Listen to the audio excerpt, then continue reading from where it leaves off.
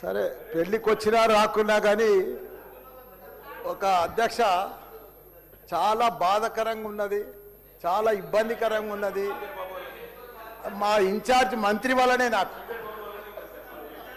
ఎందుకంటే నేను సురువుల మా శ్రీధర్ బాబు మాకు ఇన్ఛార్జ్ వస్తా అంటే నాకు మంచి మిత్రుడు ఆయన.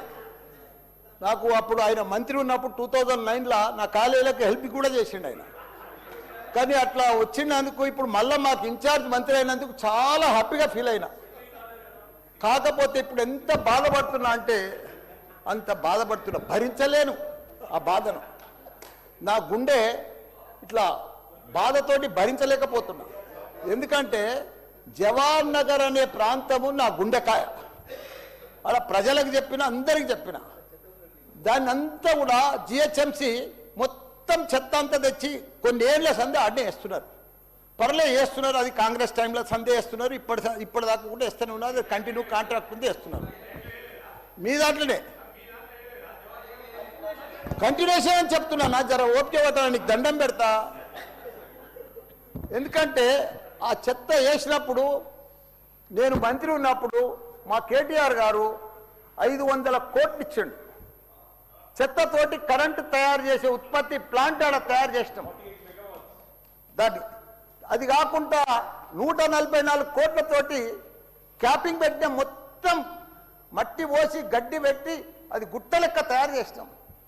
దానికి తోడు వర్షాకాలంలో అందులో వచ్చిన మురుగునీళ్ళంతా వస్తే ఫిల్టర్ చేసేందుకు 250 కోట్లు ఇచ్చినాం వాటికి ఎస్టీపీ.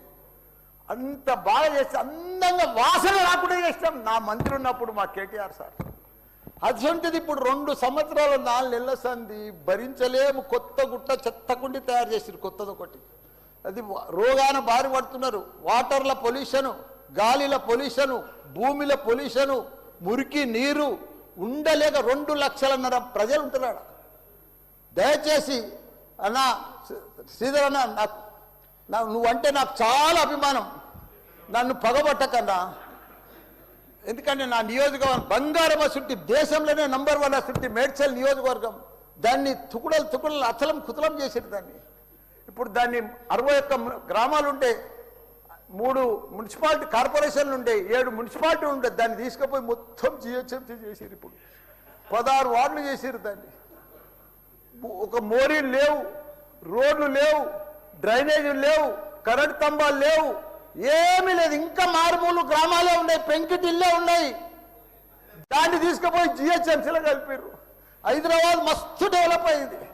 కానీ ఆ జిహెచ్ఎంసీలో కలిపినప్పుడు, దాంట్లో కలిపినప్పుడు దయచేసి స్పెషల్ కేటగిరీ కింద జిహెచ్ఎంసీ చెత్తంతా ఆడికే వస్తుంది. దాన్ని ఒకటి క్లీన్ చేసి మీకు దండం పెడతా. ఎందుకంటే అక్కడ నేను ఉండలేకపోతున్నా. నేను ఎందుకు వస్తున్నా, ఎందుకు గెలిచినరా ఇక్కడి నుంచి అని భరించలేకపోతున్నా. నేను శ్రీధర్ అన్న నీకు దండం పెడుతున్నా. అదొక్కటి నాకు స్పెషల్ ఫండ్ ఇచ్చి 500 కాదు 1000 కోట్లైనా సరిపోవు. నువ్వు దీనికి బడ్జెట్లో ఇక్కడ జిహెచ్ఎంసీకి ఇచ్చిందంతా కూడా దానికి ఇవ్వాలి. ఎందుకంటే ఈ చెత్త అంతా అక్కడనే వస్తుంది. అక్కడ కూడా ప్రజలన్నా, పేద ప్రజలన్నా, డెవలప్ లేదన్నా, మోరీలు లేవన్నా, రోడ్లు లేవన్నా, లైట్లు లేవన్నా, చచ్చిపోతున్నారన్నా, రోజు ఒకరు చచ్చిపోతున్నారన్నా, హాస్పిటల్ బారిన పడుతున్నారన్నా ప్రజలంతా. నేను చూడలేకపోతున్నా, నేను భరించలేకపోతున్నాను. నీకు దండం పెడతా. ఇదొక్కటి నాకు స్పెషల్. ఒక్కసారి మీరు ఇన్స్పెక్షన్ చేసి అక్కడ రావాలని కూడా కోరుతున్నా. మీరు ఈ నడుమ ఇనాగ్రేషన్ కూడా వస్తలేరన్నా. ఆ మహేందర్ రెడ్డిని పంపిస్తురన్నా. మీరు కావాలనే వస్తురన్నా, కుట్ర పంతురన్నా, నా మీద కుట్ర పంతురన్నా. ప్లీజ్ దయచేసి అదొకటి మీరు రావాలి. కృష్ణారావు గారు